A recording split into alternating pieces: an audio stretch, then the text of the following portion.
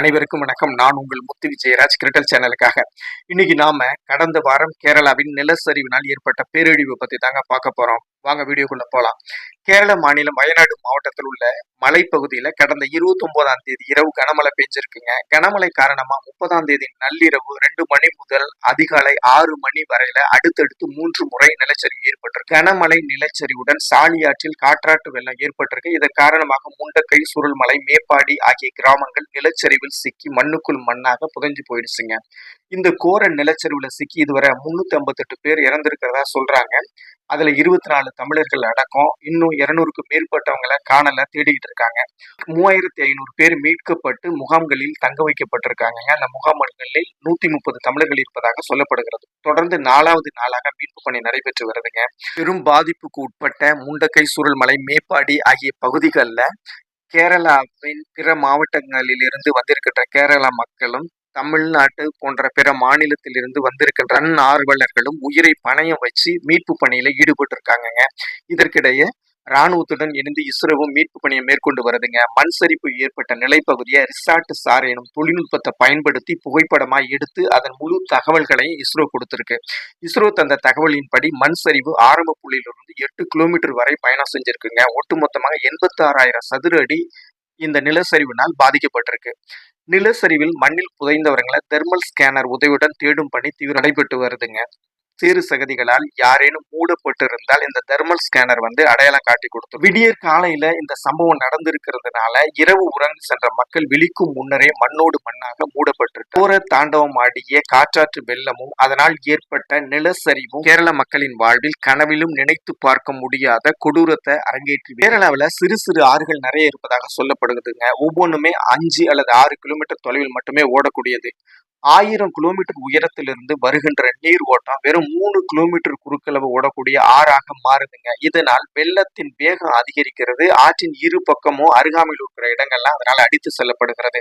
மலைகளில் வளைவுகள் அதிகமாக இருப்பதால் ஆறுகள் அந்த இடங்கள்ல வேகமா ஓடி வரும்போது மண்ணரிப்பும் அதிகமா இருப்பதாக சொல்லப்படுகிறது.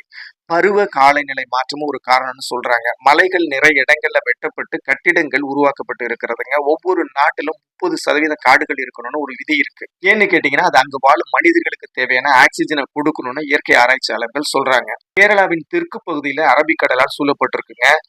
சமீப காலமா பாத்தீங்கன்னா பூமியின் வெப்பநிலை உயர்ந்திருக்கிறது. அதனை விட்டு கடலின் வெப்பநிலையும் உயருது. இதனால் கடலில் உள்ள நீர் ஆவியாகி மேகமாக மாறி மழை பொழிகிறது இங்க ரொம்ப அதிகமாகவே நடந்திருக்கு.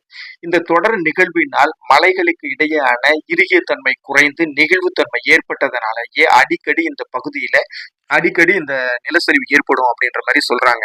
மத்திய அரசிடமிருந்து ஆரஞ்சு அலர்ட் ஏற்கனவே கொடுக்கப்பட்டதா சொல்லப்படுதுங்க. ஆரஞ்சு அலர்ட் என்பது 20 சென்டிமீட்டர் வரையிலான மழை அளவை மட்டும் குறிக்குங்க. ஆனா அன்னைக்கு 48 மணி நேரத்துல 57 சென்டிமீட்டர் வரை கனமழை பெஞ்சிருக்கு. அதனாலதான் இந்த நிலைமை இவ்வளவு மோசமானது. அது மட்டும் இல்லாம மலைப்பகுதிகளில் பெரிய அளவிலான கட்டிடங்கள் கட்டப்படுகிறதுங்க. மனிதர்கள் மலைப்பகுதியில பெரும்பாலான இடங்களை ஆக்கிரமிப்பதும் ஒரு முக்கிய காரணமா இது நடந்திருக்கு. இயற்கை எப்போதுமே தனக்கு ஏற்பட்ட பாதிப்பை தானே சரி செஞ்சு கொள்ளும் அப்படின்னு சொல்றாங்க. அப்படி நிகழ்ந்த ஒரு நிகழ்வாகவே இது பார்க்கப்படுகிறது. மலைப்பாங்கான இடத்துல மக்களை குடியமர்த்துவது ஒண்ணு தவிர்க்கணும். அப்படி இல்லைன்னா அந்த குடியேறியவர்களை அந்த இடத்தினோட தன்மை வரம்பு மீறாமல் வாழ்வியலை அமைச்சுக்கணுங்க. பாதிக்கப்பட்ட மக்கள் எல்லாம் அப்பாவி பொதுமக்கள் தான். ஆனா பணம் படைத்தவர்கள் சொகுசு பங்களாக்கள் போன்ற பெரிய கட்டிடங்களை இந்த இடத்துல மலையை உடைச்சோ இல்ல அதை குடைஞ்சோ செய்யும் போது அதனுடைய அஸ்திவாரமே ஆட்டம் காண வைக்குது. இதன் காரணமாகவே இந்த கோர விபத்து நடந்திருக்கிறது அப்படின்னும் சொல்லப்படுகிறது. ஒட்டு மொத்தத்துல பாதிக்கப்படுறது அப்பாவி மக்களா தான் இருக்கிறாங்க. இயற்கை ஆர்வலர்கள் ஒரு சிலரோ இது வெறும் ட்ரெய்லர் மட்டும்தான் அப்படின்றாங்க. ஏன்னு கேட்டீங்கன்னா தமிழ்நாட்டுல கோயம்புத்தூர், தேனி, ஊட்டி போன்ற இடங்கள் நிலச்சரிவு ஏற்படும் வாய்ப்பு இருக்கும் பட்டியல இருப்பதாக சொல்லப்படுகிறது. தப்பி பிழைத்தவங்க கண்ணெதிரே அவங்களோட ரத்த உறவான தாய், தந்தை, சகோதர, சகோதரிகள், குழந்தைகள் நிலச்சரிவுல சிக்கி உயிரிழந்ததை பார்த்த சம்பவத்தின குழஞ்சு போயிருக்காங்க.